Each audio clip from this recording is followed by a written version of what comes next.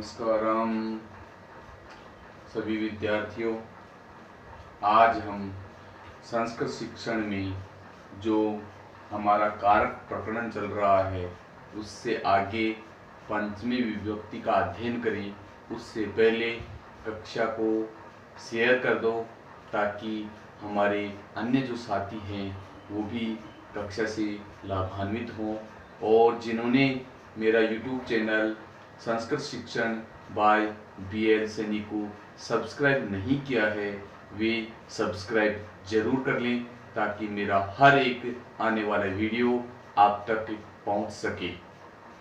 विद्यार्थियों, हम जो पंचमी विभक्ति का अध्ययन करने जा रहे हैं तो हम कौन कौन से सूत्रों के माध्यम से पंचमी विभक्ति होती है इसका हम अध्ययन करेंगे।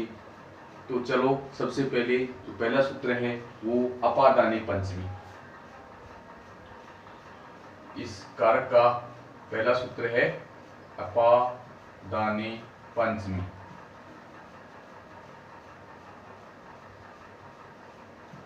विद्यार्थियों, इस सूत्र का अर्थ यह ही है कि अपादान में पंचमी विभक्ति होती है। सीधा सा अर्थ है इसका, अपादान कारक में पंचमी विभक्ति होती है, यानी जिसकी अपादान संज्ञा हो जाती है वहां पंचमी विभक्ति का प्रयोग किया जाता है।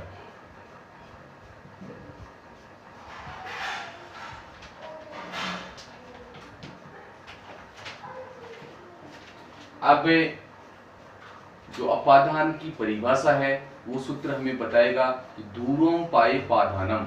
इस सूत्र के माध्यम से हमें अपादान की परिभाषा प्रकट होगी।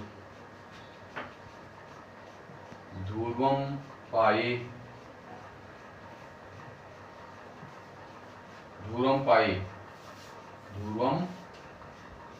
पाधानम।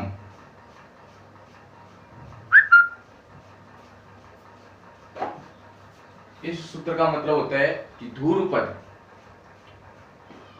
मतलब स्थिर पद में अपादान संज्ञा होती है। अब यहाँ अपादान दो तरह का होता है, चल और अचल। चल अपादान और एक होता है अचल अपादान।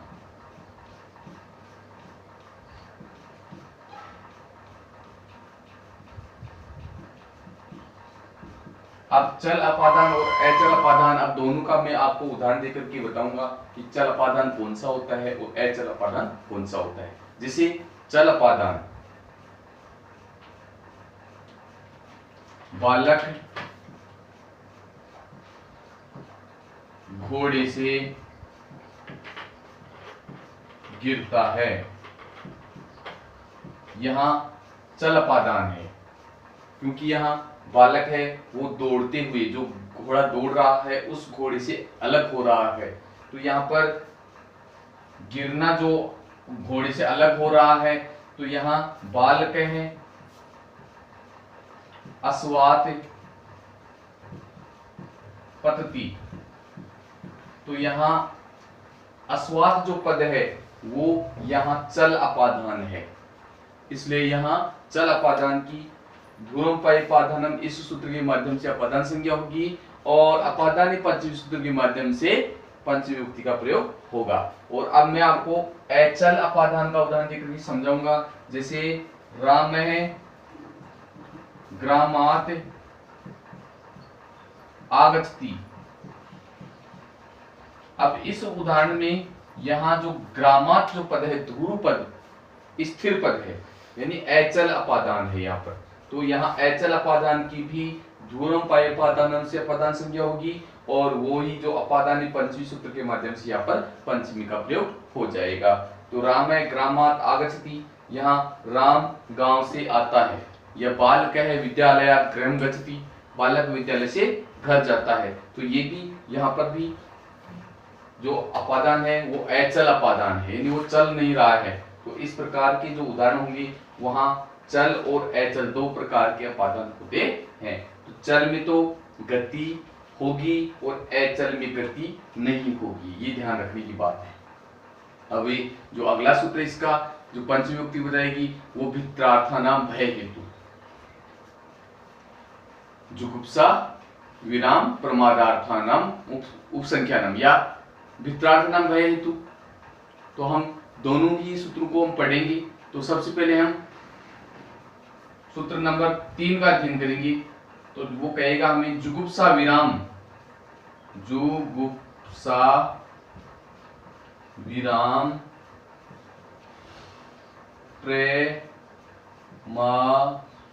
प्रमादार्थानाम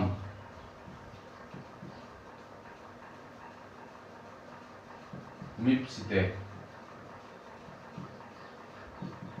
इस सूत्र के माध्यम से जुगुप से और विराम और प्रमाद अर्थ में, जुगुप से विराम और प्रमाद अर्थ में जो इच्छित पद होता है उसकी अपादान संज्ञा होती है। जो सूत्र हमें बता रहा है वो कह रहा है कि जुगुप से विराम और प्रमाद 3 प्रकार के अर्थ बताएंगे यहाँ पर। जुगुप से विराम और प्रमाद अर्थ वाली इच्छित पद की अपादान संज्ञा होती है, और जिसकी अपादान संज्ञा हो जाती है वहां अपादान पंचमी सूत्र के माध्यम से पंचमी विभक्ति का प्रयोग हो जाता है। अब मैं आपको एक उदाहरण के माध्यम से बताऊंगा कि जैसे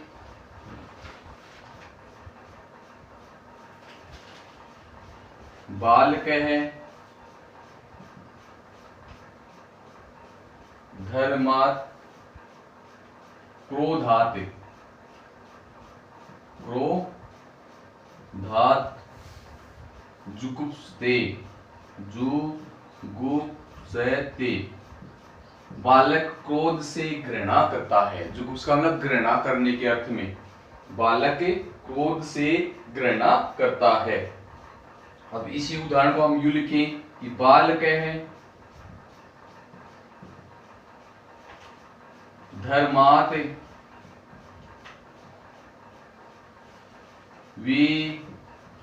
विरमति। बालक धर्म से हटता है। यहाँ विरमति का प्रयोग होता है। तो जुगुप्स विराम प्रमादार्थानाम, जुगुप्स विराम और प्रमाद अर्थ वाली इच्छित पद की अपादान संज्ञा होती है। इस सूत्र को हमें अच्छी प्रकार से याद कर लेना है। तो अब हम तीसरे उदाहरण के माध्यम से समझेंगे। जैसे प्रमाद अर्थ, प्रमाद मतलब आलस्य। बालक है, अध्ययनात्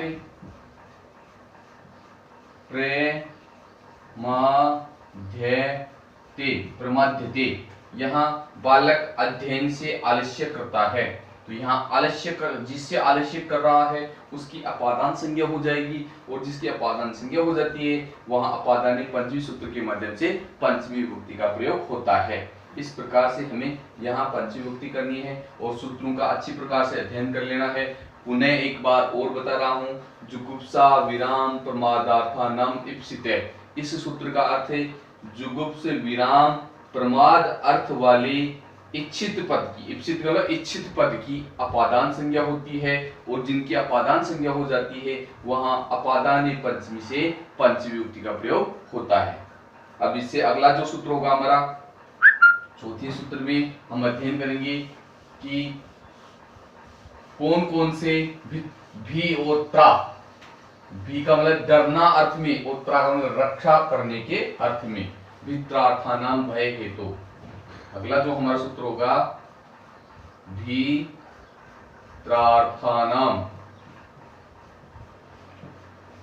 भय हेतु। अब इस सूत्र के माध्यम से हमें पंचमी विभक्ति का प्रयोग भी डरना अर्थ में और त्रा का मतलब रक्षा करना अर्थ वाली धातुओं के योग में अपादान संज्ञा होती है। हेतु इन कारण, भय और रक्षा का जो कारण होता है उसकी अपादान संज्ञा होती है, और जिनकी अपादान संज्ञा हो जाती है वहां पंचमी विभक्ति का प्रयोग होता है।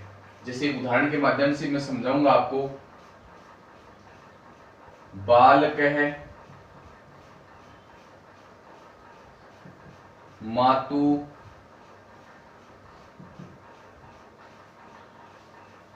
बालक है, मातु बिभेति,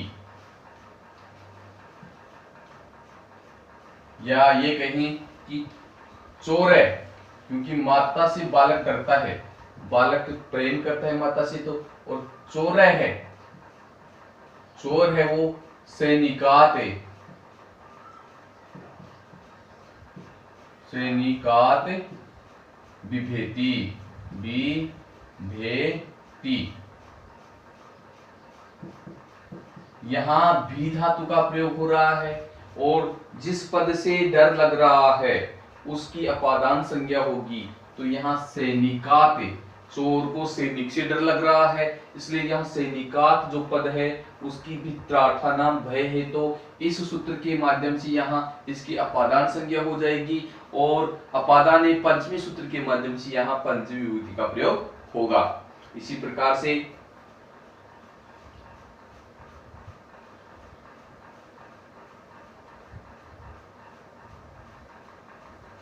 यज्ञ दत्त है,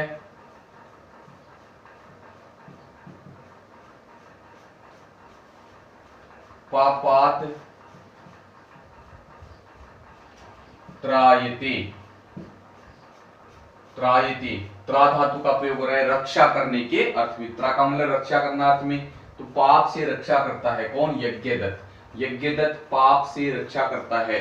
तो यहाँ पंचमी का एकवचन है पापात त्रायते, तो यज्ञदत्त पाप से रक्षा करता है, तो जिससे रक्षा की जा रही है, जिसका रक्षा करना अर्थ में जिससे का प्रयोग हो रहा है वहां भित्रार्थ नाम भय है, तो इस सूत्र के माध्यम से अपादान संज्ञा होगी और अपादान पंचमी सूत्र के माध्यम से पंचमी विभक्ति का प्रयोग होगा। अब जो हमारा इसी प्रकरण का पांचवा सूत्र होगा वो हमें बताएगा कि अपादान और कौन कौन से वारणार्थानाम इप्सित की अपादान संज्ञा होती है। तो ये पांचवा जो सूत्र हमें कह रहा है कि वारणार्थानाम,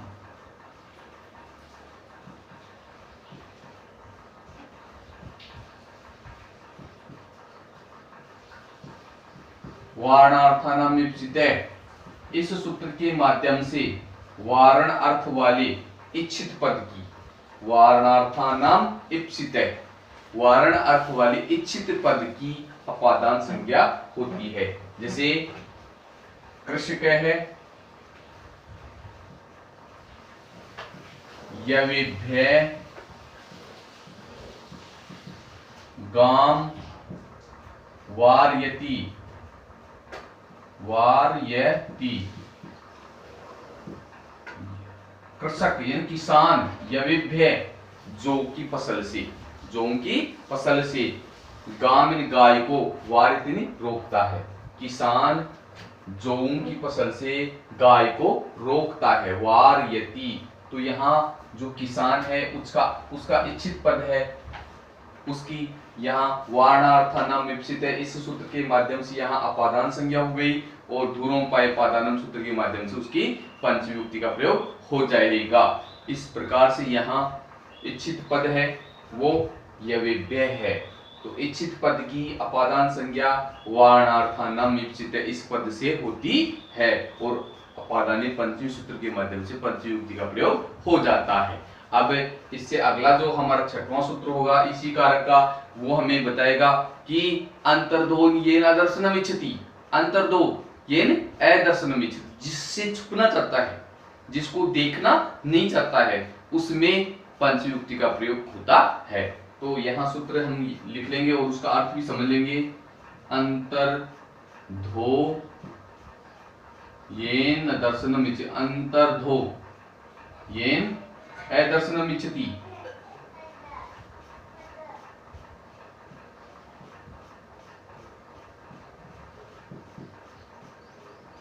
अंतर्धो येन दर्शनम इच्छति, जिससे, जिसको देखना नहीं चाहता है उसके उसमें अपादान संज्ञा होगी और जिसकी अपादान संज्ञा हो जाती है वहां पंचमी विभक्ति का प्रयोग होता है। जैसे कृष्ण है, मातु निलीयते, कृष्ण माता से छिपता है, कृष्ण माता को देखना नहीं चाहता है क्योंकि कृष्ण को माँ का डर लग रहा है। वो अपराध किया, उसने कुछ ना कुछ अपराध किया है तो उसको डर है, तो इसलिए वो माता से छुपना चाह रहा है। अंतर्धो यानी उसको देखना नहीं चाह रहा है, किसको? माता को। तो यह मातु पद में पंचविभक्ति का प्रयोग होगा और सूत्र होगा अंतर्धो ये न दर्शनम इच्छति। इस सूत्र से अपादान संज्ञा हो जाएगी और जिसकी अपादान संज्ञा हो जाती है वहां अपादाने पंचमी सूत्र के माध्यम से पंचमी विभक्ति का प्रयोग होता है। ऐसे ही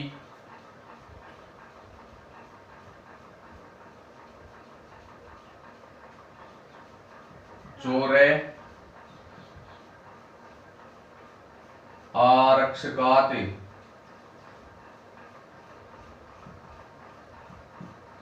निलीयते।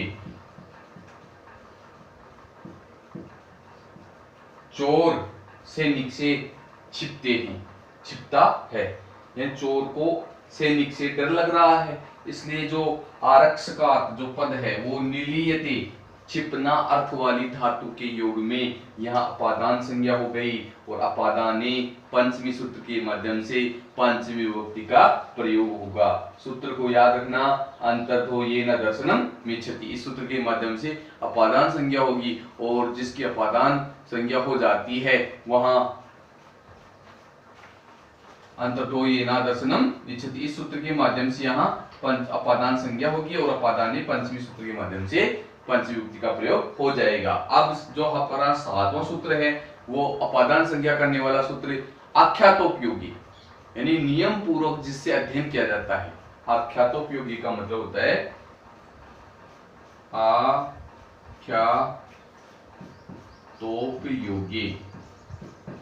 जिससे हम नियम पूर्वक विधि पूर्वक अध्ययन करें, तो उस जिससे हम अध्ययन कर रहे हैं उसमें पंचमी विभक्ति का प्रयोग होगा।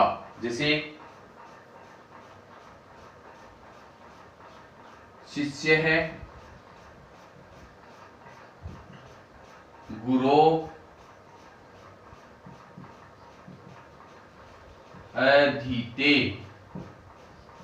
शिष्य गुरु से पढ़ता है, तो यहाँ जिससे अध्ययन किया जा रहा है वो गुरु से नियम पूर्वक, जो शिष्य है गुरु से नियम पूर्वक पढ़ रहा है, विधि पूर्वक पढ़ रहा है, इसलिए जिससे विधि पूर्वक पढ़ाई हो रही है उस पद में आख्यातोपयोगी सूत्र से अपादान संज्ञा हो जाएगी और जिसकी अपादान संज्ञा हो जाती है वहां अपादाने पंचमी सूत्र के माध्यम से पंचमी विभक्ति का प्रयोग होता है।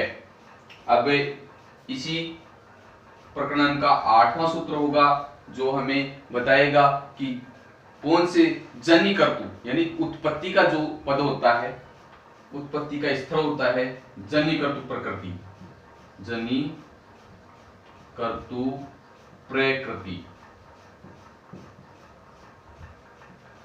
जिससे उत्पत्ति होती है उस उत्पत्ति वाचक पद में अपादान संज्ञा होती है और अपादाने पंचमी सूत्र के माध्यम से पंचमी विभक्ति का प्रयोग होता है। जैसे उदाहरण के माध्यम से गोमयात्, गोमयात् वृश्चिकः, वृश्चिका,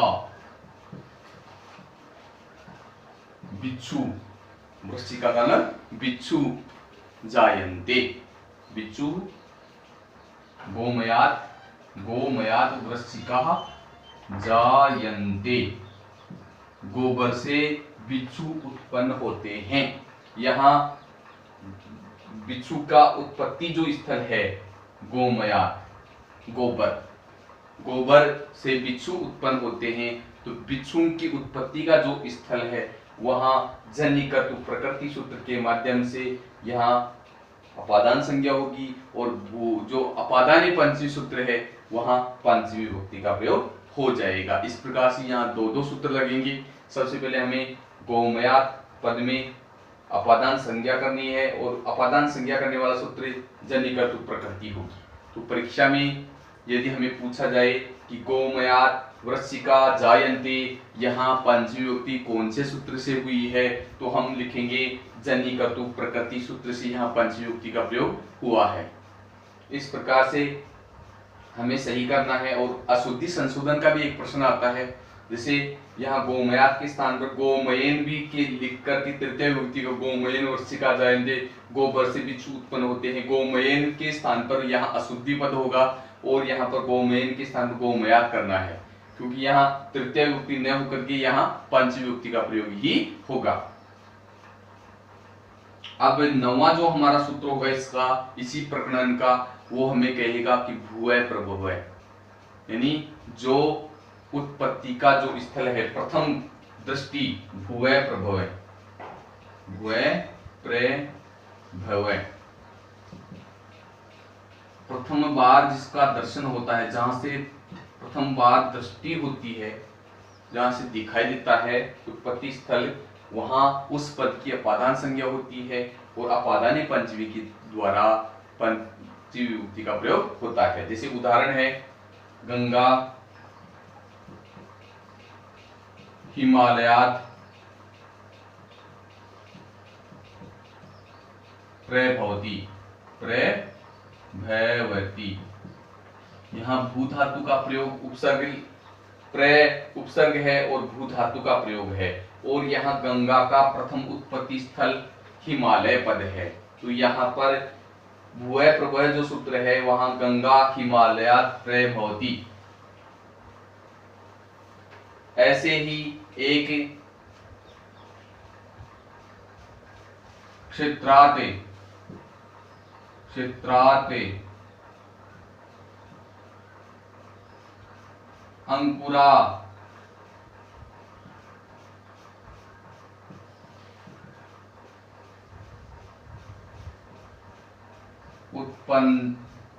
उत्पद्यन्ति,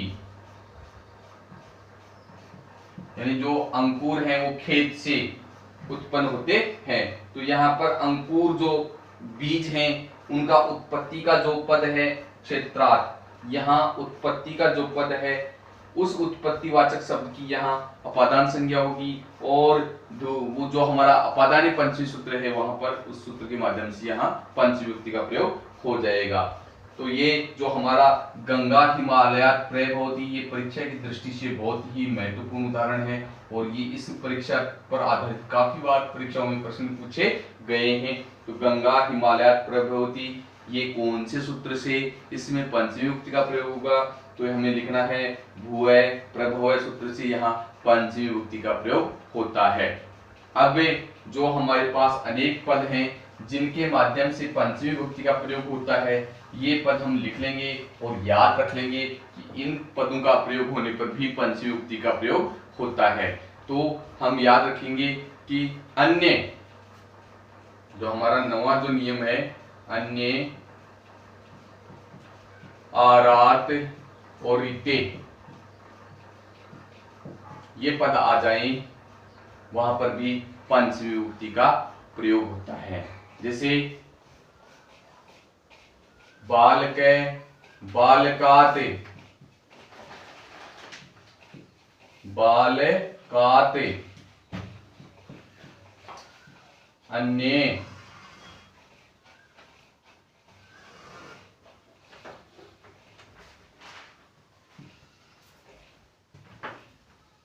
बालकात अन्य, कोपी ने आयाति, बालक के अलावा कोई भी नहीं आता है, तो यहाँ पर हमें बालक के अलावा अन्य, अन्य जो पद आया है इसके योग में, जो जिसके योग में यहाँ पद आया है बालकात, इसमें यहाँ जो हमारा सूत्र है अन्य, आराध, रीते, इन तीनों पदों के योग में यहाँ अपादान संज्ञा होगी, और जिनकी अपादान संज्ञा हो जाती है वहां पर पंचमी विभक्ति का प्रयोग होता है। आराध, अन्य के स्थान पर आराध भी हो तब भी पंचमी होगी, और रीते, जैसे ज्ञानाते, रीते, ज्ञानात रीते, मोक्षम नास्ति, ज्ञान के बिना मोक्ष नहीं है, तो ऐसे पदों में यहां पंचमी विभक्ति का प्रयोग होता है।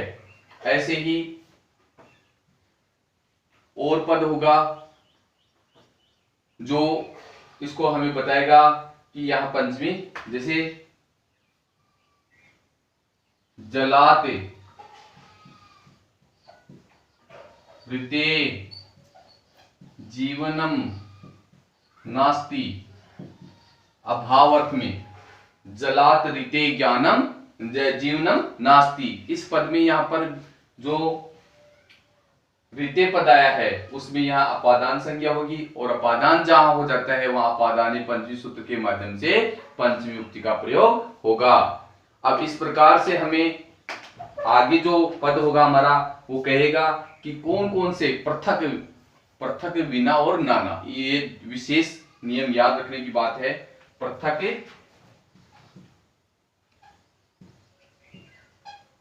पृथक, विना और नाना। विद्यार्थियों ये तीन पद हैं, पृथक, विना और नाना। इनके प्रयोग होने पर द्वितीय, तृतीय और पंचमी तीन विभक्तियों का प्रयोग होता है। पृथक, विना, नाना, इन तीनों का प्रयोग यदि होता है तो यहाँ हमें तीनों विभक्तियों के योग में, यहाँ जैसे मैं आपको बताऊंगा पृथक, विना और नाना। जैसे जलम या जलेन या जलात, विना जीवनम नास्ति। अब इन पदों में जलम विना जीवनम नास्ति, जलेन विना जीवनम नास्ति, जलात विना जीवनम नास्ति, ये तीनों पद ही बिल्कुल सही हैं। ऐसे ही विना का प्रयोग हो, जैसे पृथक,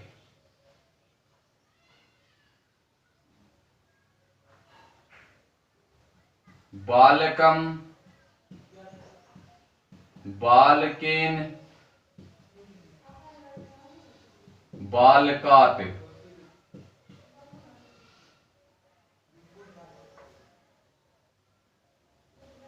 पृथक, माता ने भवती। बालक से माता कभी भी अलग नहीं होती है। या बालकम पृथक माता ने भवती, बालकेन पृथक माता ने भवती, बालकात पृथक माता ने भवती। ऐसे हम पद बना सकते हैं। और इनमें जो पद बन रहा है हमें बता रहा है कि पृथक के योग में द्वितीय, तृतीय और पंचमी का प्रयोग होता है। इसी प्रकार से नाना का प्रयोग होगा। नाना में यदि जैसे ज्ञानम, ज्ञानेन या ज्ञानात, ज्ञानात, नाना,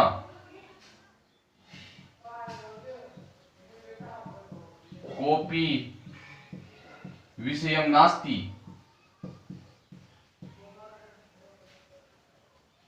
कोपी तुल्य विषयम नास्ति, तुल्य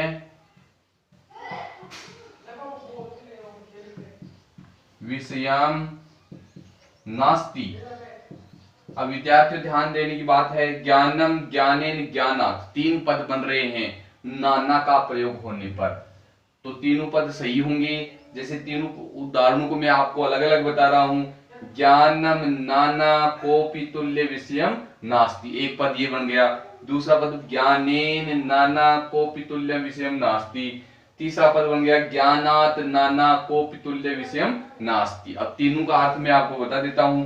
जैसे ज्ञान के बिना कोई भी, ज्ञान के तुल्य कोई भी विषय नहीं है। ज्ञान के बराबर में, यानी ज्ञान ही सबसे अच्छा विषय है यहाँ पर, तो उसकी तुलना में कोई भी विषय नहीं है, इसका अर्थ ये होगा। तो ऐसे पदों में भी पंचमी और द्वितीय, तृतीय और पंचमी का प्रयोग होगा।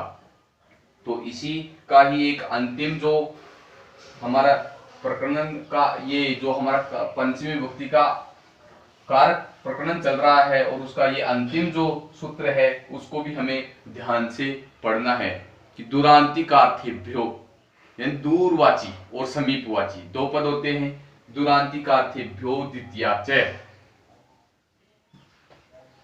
दूरांतिकार्थेभ्यो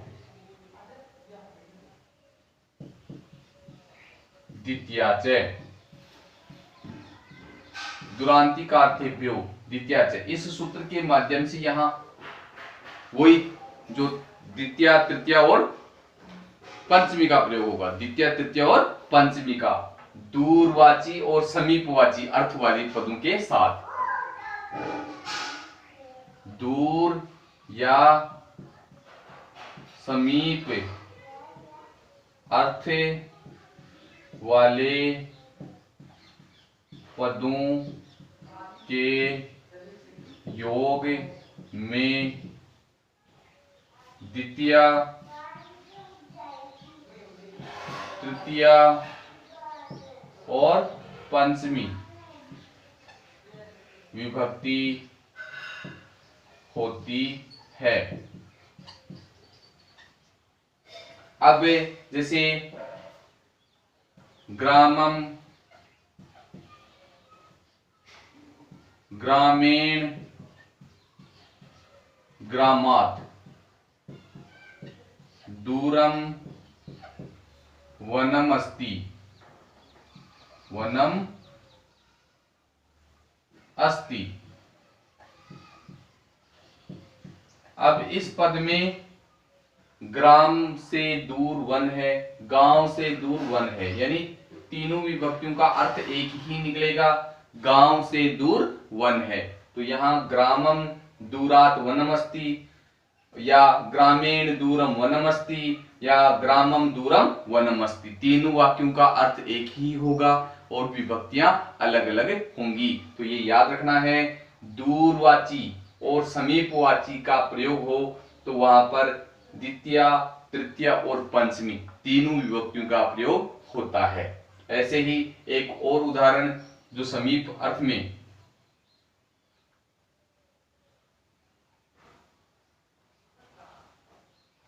ग्रामम या ग्रामीण या ग्रामात्, समीपम विद्यालयम अस्ति,